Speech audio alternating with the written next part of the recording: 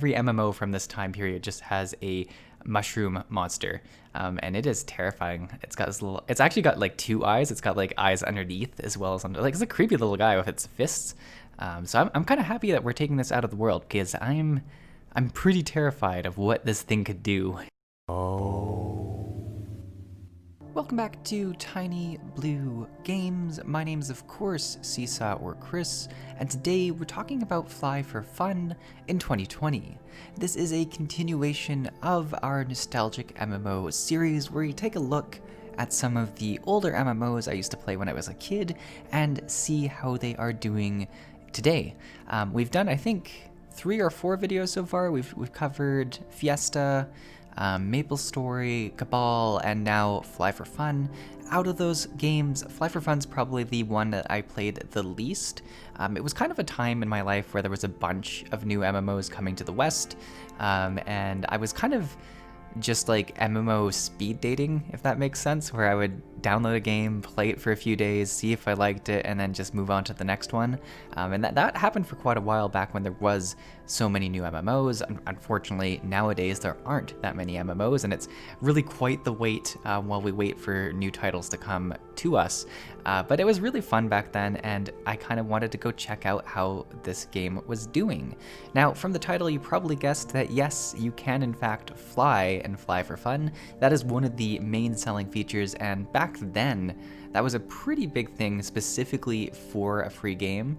I believe World of Warcraft would have had flying in-game around then, but obviously that's a premium MMO that was a lot more expensive than I was kind of willing to pay at that time. So yeah, this was a kind of a cool alternative that did have flying. I actually don't remember if I was even able to get to the level to fly in this game. Number one, because, well, old MMOs are typically pretty grindy. Number two, I was a kid and I wasn't very good at focusing on goals. I would get lost exploring and then just get bored of things. But today we are in fact gonna unlock flying and check out everything from level 1 to 20, because you do get flying at level 20. And that just seemed like a really good goal for this video.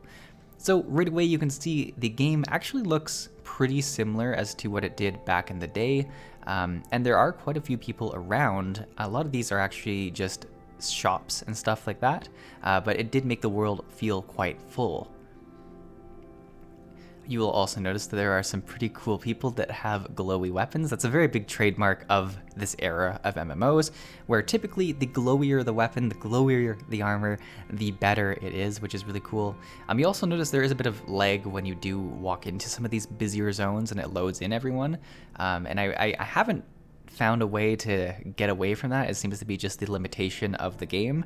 But it's kind of cool because it's a very shocking pop of just all these different stores, all these different people, all these people shouting things. Like it really makes you think of the old-timey MMOs that had these kind of marketplaces. Even, back in the day when World of Warcraft main cities had a bunch of people in them. And yes, there are still people in Orgrimmar and Stormwind, but it's that different feeling, that different era where people were just shouting random things. It was a good time, right? But yeah, so what we're gonna do here is we are gonna do the quests to level, I believe I do the quests all the way to around level 15, where I do get my first job, and then after that I end up just grinding my way from level 15 to level 20 because I didn't find any quests worth doing. So that's kind of where we're going. This game does have job advancements and kind of the choice of being different jobs, where everyone starts the game as a base job, and then at level 15 you choose, I think it's between 4 different jobs, and then you progress and it does branch out again. And I've mentioned this before in games such as Maple Story, that's one of my favorite ways of doing jobs. It feels so impactful to make that choice, and especially if it's a permanent choice. And now I'm not sure if that's the case for Fly for Fun or not, but I do like that sort of character choice to happen throughout the progress of your character, as opposed to the single choice you make when you create your character. So you don't actually even choose a class when making a character. Everyone starts as the same beginner class, which is pretty cool. You'll see here we are kind of just looking at the first little zone where there are monsters ranging all the way from level 1 to level 20, so I do stay kind of in this main region, but we do fight different creatures as we go through. Some of them are quite interesting, some of them are, you know, kind of similar to other games. Here we got these little flying bat eyeball things, which are pretty easy to do. You'll notice right away that you do get some pretty good experience for killing these as well, so it's definitely one of those games that you could grind and do a fair bit of leveling that way. So, you know, whenever you're doing quests, it works pretty well. As always, there are the typical mushroom monsters. It just seems to be the case. I don't know what the deal was with mushrooms in this era, but every MMO from this time period just has a mushroom monster, and it is terrifying. It's got this little, it's actually got like 2 eyes. It's got like eyes underneath as well as under, like, it's a creepy little guy with its fists. So I'm kind of happy that we're taking this out of the world, because I'm pretty terrified of what this thing could do if it ever used its fists instead of just sort of holding them up, which is just terrifying. But yeah, so you'll notice that there are kind of like some combat text, but not like necessarily your damage numbers. From what I've gathered, it just tells you if like you miss or if you block, and then at the very end it does give a number, but I wasn't terribly sure what that was, so I'm not the most knowledgeable on that. It's kind of weird. There's not a ton of options to change things around either, which is really hard for like how things are displayed. You'll also notice here that we're doing some of our stats. They have the typical strength, stamina, dex, and int. Not knowing what I was doing, I hesitated to put stuff in for the first little bit, but I do end up just pumping it all into strength, which works out with what job I choose, I believe. As with many of these games in this day and age, you get a pretty sweet gift set when you join the game, really giving you a taste of a lot of the things you can probably get on the cash shop. So most notably, I have a pet who is aptly named My Kitty, and he will loot any of the loot that comes from the creatures. Very traditional to these old MMOs. Creatures you kill drop loot on the ground, so like if you kill a creature and it drops a sword, you'll see a sword on the ground, you'll see a little pile of coins, and it can be quite irritating if you're mobbing and have to like pick up all the items, so the pet does help a lot.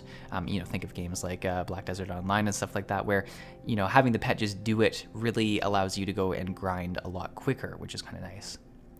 You do have a wide range of different emotions you can show, which is pretty cool. You have like the sit, the salute, like there's a lot of different player engagement things that you can do, and I think that was such a big thing back in the day, is that games were so focused on creating a space for people to interact with others, that they almost went above and beyond in terms of being able to express yourself.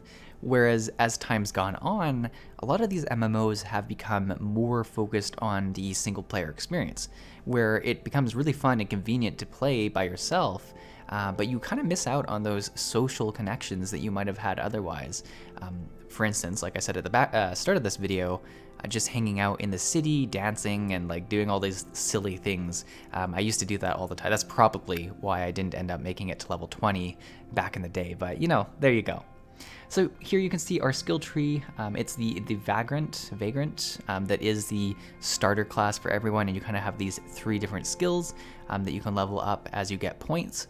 Now, I'm gonna come clean. I had a big issue where I was able to put points into the 2nd and 3rd skill, but I was never able to put it on my bar or figure out how to use it. And I didn't like look very hard. But it was weird because the first skill, I was able to just put points in and drag to my bar and then use it. And then I later tried to do the 2nd and the 3rd one, and I could put points in them, but I could not drag it to my bar. And for the life of me, I couldn't figure out why that was, what I was doing wrong. They seemed like active skills, not passive ones. They seemed like they should just be able to go down there and work, but it didn't happen. So it was kind of a weird situation. And like you'll see here, like I couldn't figure it out. So I put the points in, right, just like the other one, and I go and drag it down here, and it just will not, like I try replacing things, I try moving it to different parts of the bar, I try unlocking the bar, but the other one didn't need that, so it seems kind of weird that would be the case. So yeah, I was kind of confused by what I was missing.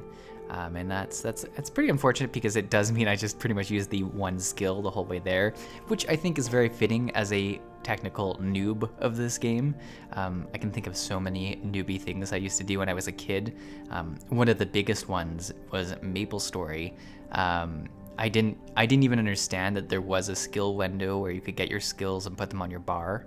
So I leveled a magician, and while leveling the magician, I hit level 8, I got my job advancement, and instead of using magic skills, which makes you so much more powerful as a magician, I continued killing things with my stick, like my wand or whatever, and just kept doing that. And I got to like level 12 or 13 before I figured out that I could use magic, and it like dramatically changed how I was playing. But it was the noobiest thing I've ever done in a game, and it's one of the most memorable things, so I don't know. We did end up finding a giant mushpang, which is kind of like a giant mush boss. It said it was level 6, I was level 5, and I was like, let's give it a go.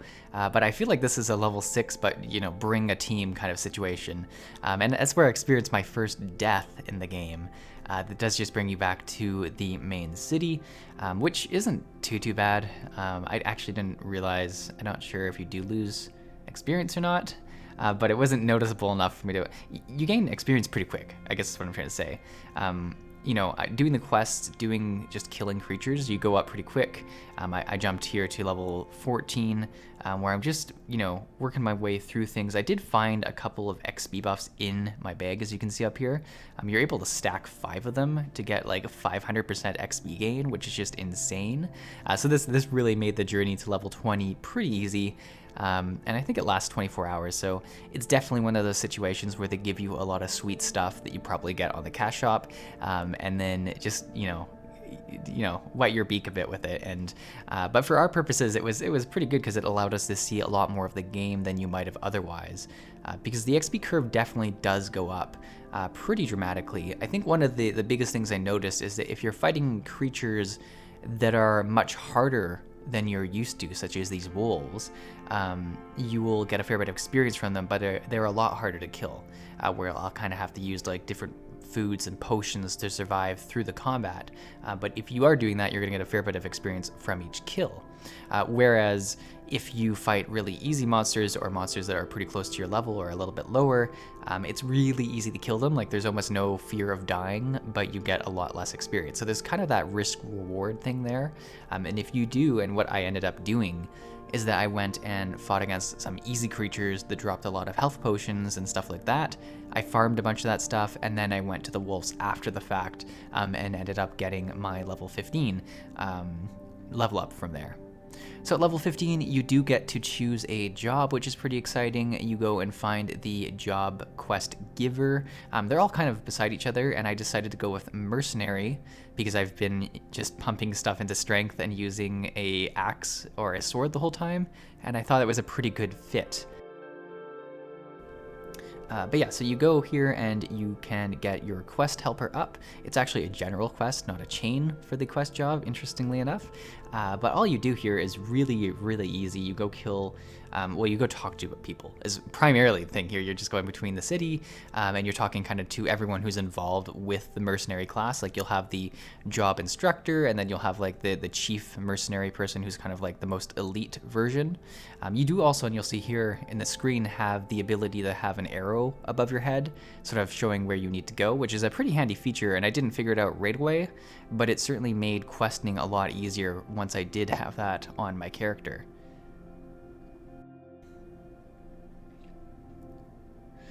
But the actual way you complete the quest once talking to the Master Mercenary is pretty simple stuff. All you have to do is go and kill a few of the floating eyeballs that we had looked at before. You'll notice that I am like just walking right past the quest giver right now, as I was distracted with other windows open, so excuse that. But it was weird because the creatures they ask you to kill are like the very first creatures you kill in this area, so they're like level like 2 or 3, as opposed to something level 15 that you might, think you need to kill. So it was a weird choice that way, but it was a really easy job to get because of that. So it was kind of nice in some regards, but it was a weird, like I was just not expecting it at all. Like I kept reading it, I'm like, is it just going to be from these creatures? And it doesn't say like right on the quest where you need to go, so I had to go back and read through the quest things, and then eventually it did tell me it is I think they're called Albats or Albates or something like that, and you just need to kill them, and they have a pretty high chance of dropping a shiny stone, which is all you need to continue on. So yeah, you can see the Abate, or Abat. I'm sorry if I'm pronouncing them. We're gonna call them flying eyeballs. You just have to go kill those, and like I looked up a lot of the information for this quest from their wiki page, which was pretty good, because I was like, I have no idea where to go to get the job and all that. My little helpful penguin friend that you can see in the bottom right, who gives a lot of tips, wasn't super helpful for the job advancement, so I did have to reach out online. But it wasn't too bad to find, really. There's a lot of resources from years and years ago that do still work. So it makes me wonder how much the game has changed over time, and I've definitely not checked in on this game at all since I played it like way back. So it would be interesting from someone who has played this game a lot, and I've been hearing this kind of in the past video that we did on Cabal, or Cabal, or whatever, however you pronounce it. A lot of people have been telling me how things changed over time in that game, and it would be interesting for people, if there is anyone who has played this game a little bit more, how have things changed? Like, is it actually pretty similar to what it is back in the day, or have things changed pretty dramatically? I would be very interested to find out. But yeah, so the quest was like ridiculously easy compared to some of the other creatures I was killing just a level, which is pretty interesting. But once you do have the shining rocks, you just bring them back to the instructor, and they sign you up to be a mercenary, which is pretty cool, which will give us a bunch more skills that we'll see in a second here. But I did face the same issue where I was able to unlock the first skill, put that on bar. So I would have the first skill of the mercenary job and the first skill of the beginner job on bar, but any skill after that I still wasn't able to put on bar, and I feel like there's something really obvious that I just wasn't doing, but I don't know what it is. The other thing you'll notice is that jumping in this game, you like float off the ground pretty good. You're also able to jump onto a lot of things because obviously the whole world is designed for you to be able to fly eventually. So there's a lot of freedom in terms of vertical scaling of mountains and stuff like that. And it allows you to really get to some pretty cool places. It also allows for the game to put some pretty cool monsters in different areas and stuff like that. So that's definitely something I really enjoyed about the exploration, and we'll see a bit more once we get to the flying at the very end here. It's kind of the reward for getting to level 20, the reward of this video, but it's just interesting to see how games differ so much, because like I say, the last game I played, which was Cabal, everything felt very locked to the ground. Like there was very little vertical movement, and this game is very different, where you kind of feel pretty slow moving side to side, but you can definitely jump up and do a lot of exploring that way, which is really cool. But yeah, so I did get my job advancement, which was pretty cool. You can see that there are new skills available, and you can see that there's kind of two different trees you can go down. One that is more focused on defensive skills, and one that is more focused on the offensive skills. And as I am someone going full into strength, I just went full tilt. Attack power really is the case here, and definitely with this new skill that does kind of the double slash and the stat points I get from hitting this level. I also did end up finding a few weapons from monsters. I definitely climbed in strength a fair bit. Like that's something I think games of this era just do so well, is that you begin and you feel very weak. You feel like a beginner explorer, right? And you kind of scale and power upwards. Whereas a lot of the big MMOs these days, I'm talking about the World of Warcraft, the Guild Wars 2, Final Fantasy, all of these paint you kind of as the absolute hero of the world in some regards. And even from the very start, you do a lot of very impressive stuff, and it doesn't quite have that same scale of power to it, where you do feel like you come from rags in these games to riches, which is something that I think a lot of the newer MMOs are missing. Now, there definitely are certain games that do scratch that itch still, most notably like games like Albion Online, RuneScape, but I guess it is still kind of an older game, where you do have the ability, like you start just so weak and you gain so much strength. And obviously there's a bit more freedom about how you get that strength, which I guess is kind of matched in this game as well. Like there is the quest chain that I followed for a while, but then you can, just go and grind monsters and get a fair bit of experience that way too, which is really good. But yeah, so we did all that. We got our job, and then the last thing I needed to achieve was level 20, which I ended up grinding some of these bangs, as they're called, and they're pretty vicious creatures. Like I said, a pretty big change from the flying eyeballs and mushrooms that I started with to these big, like, creatures with weapons for hands. So it's that scale and power that's really nice. You also notice I found someone that gave me a bunch of buffs. It was like this buff penguin, it was called, and it really, really buffed me up. So I was able to just tear through creatures. Like, I think from level 17 to 20, I went way quicker than from like level 10 to 15, just based on the buffs alone and what I was able to fight. So that worked out really, really well. Level 20 hits, you get to learn all about flying, and wouldn't you believe it, one of the items that we got in our special gift bag was kind of this awesome hover bike. So we're gonna go ahead and give that a try. Apparently you're not allowed to have pets out when flying, because I guess they would just dangle from the sky, which doesn't sound good. So we took our pet off, we summoned our awesome bike, and boom, there you go. Like, nothing more to it, you're just out there. And the flying in this game really does feel quite impressive. It feels very non-restricted, I guess is what I'd have to say. Like the exploration, like, yes, there's a limit as to how high up you can go, but just in terms of gliding around and like exploring and like zooming in and down to the town and to the monsters, it's a whole new world. And from what I remember, I watched a lot of videos when I first played this game way back in the day. They make use of this in the future because everyone can fly.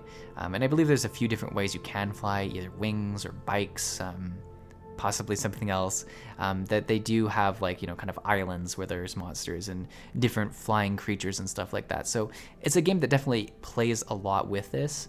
And from what you've seen in the video here, this is a very small portion of what the actual world is, right? Like, this is kind of one biome that I did all this in, and there's a pretty big world to explore. I'm actually not sure what the max level is, but in terms of time to get to level 20, it was not bad at all. Granted, I am using the 500% XP boost I got, so that definitely helped out, but it didn't feel too long. It's definitely one of those games that I assume the XP curve is very, very aggressive as you continue, because that's just, what the end game content is in a lot of these games, is getting high enough to do it. But yeah, very cool. I really enjoyed my time in this game, guys. Hopefully you enjoyed it as well. If you do enjoy this style of video, if you do enjoy these little trip backs to a simpler time in the world of MMOs, toss it a like. Be sure to subscribe for more kind of MMO content, and if there's a particular game that you'd like us to go and explore, leave that in the comments below. I always take suggestions. I do have kind of a list of games that I want to explore from people who have mentioned in previous comments, so if you are someone who has done that, I've probably taken note of it, but feel free to toss it on there again, and I'll just put another little tick beside that, and hopefully we'll get to your game soon enough. But yeah, guys, thanks for watching. Hopefully you enjoyed this one. I'll see you in the next video.